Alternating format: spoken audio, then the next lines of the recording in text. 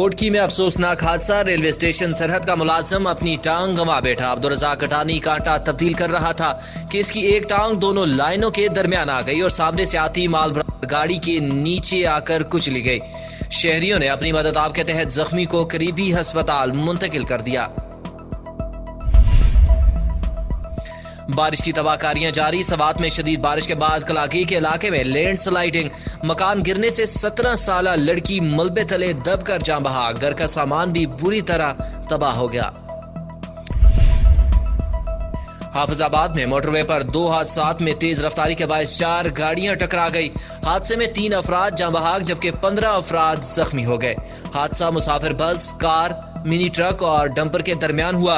जख्मियों में मुताद्दिद की हालत तशवीशनाक बताई जा रही है।